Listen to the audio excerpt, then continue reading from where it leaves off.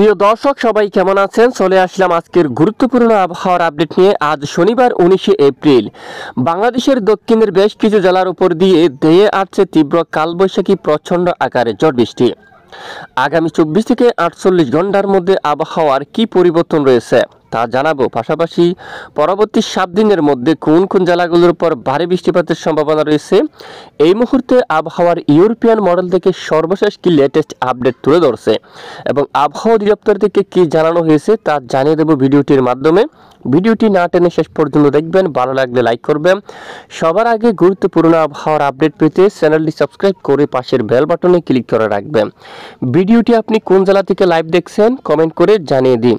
আজ শনিবার 19শে এপ্রিল, দেখুন কি পরিমাণ ভারী মেঘ তৈরি হচ্ছে বঙ্গোপসাগরের দিকে। বিশেষ করে এখানে দেখুন একেবারে উত্তর বঙ্গোপসাগরে ব্যাপক আকারে মেঘমালা তৈরি হতে যাচ্ছে এবং আজকের মধ্যে চট্টগ্রাম বিভাগের অনেক এলাকায় হালকা থেকে মাঝারি ধরনের বৃষ্টিপাতের সম্ভাবনা থাকবে।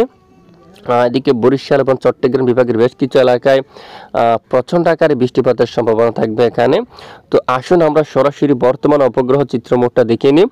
বর্তমান সরাসরি উপগ্রহ লাইভ স্যাটেলাইট ইমেজের উপর আমরা দেখতে পাচ্ছি দেশের দক্ষিণের অধিকাংশ এলাকায় ব্যাপক আকারে মেঘমালা তৈরি হচ্ছে, প্রচণ্ড গতিতে মেঘ তৈরি হচ্ছে।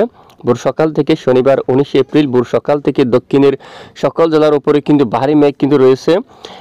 কলাপাড়া অঞ্চল, মঠবাড়িয়া, লালমোহন, চরপেশম আকাশ মেঘলা, মতিরহাট, তারপর এদিকে হাতিয়া, সন্দ্বীপ সকল এলাকায় মেঘলা আকাশ, সঙ্গে এখানে সমুদ্রের দিকে কিন্তু বৃষ্টিপাত হচ্ছে মাঝারি থেকে ভারী এবং ফটিকছড়ি, রাঙ্গামাটি, বিলাইছড়ি বৃষ্টিপাতের সম্ভাবনা থাকবে। হাটহাজারী, এখানে চট্টগ্রাম, রাজস্থলী, রোয়াঙ্গাছড়ি, সাতকানিয়া, কক্সবাজার, কুতুবদিয়া, থানচি, এখানে মহেশখালী, চরপাড়ি, তারপর টেকনাফ সহ এবং আশেপাশের বেশিরভাগ এলাকায় প্রচণ্ড আকাশ মেঘাচ্ছন্নের সঙ্গে মাঝারি থেকে একেবারে ভারী বৃষ্টিপাত থাকার সম্ভাবনা রয়েছে। এখানে বেশিরভাগ এলাকায় একেবারে মাঝারি থেকে ভারী বৃষ্টিপাতের সম্ভাবনা রয়েছে এবং সমুদ্রের দিকে আরও ভারী মেঘ তৈরি হতে পারে এবং বৃষ্টিপাতের সম্ভাবনা রয়েছে।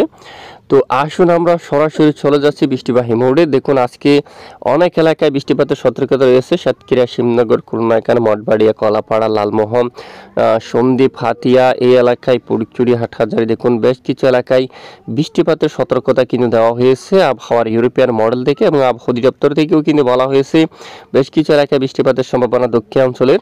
এছাড়া আগামীকাল রবিবার অধিকাংশ এলাকায় আকাশ প্রচণ্ড মেঘাচ্ছন্ন থাকতে পারে।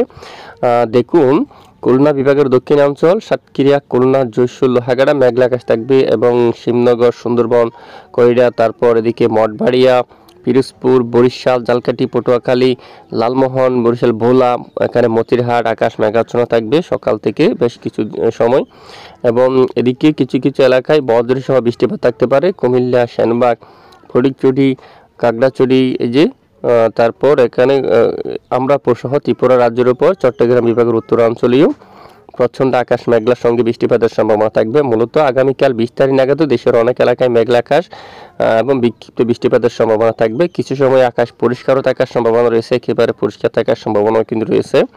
এবং সোমবার 21 তারিখ 3টা থেকে শুরু করে ভোর সকাল সকাল অনেক এলাকায় আকাশ মেঘলা থাকতে পারে।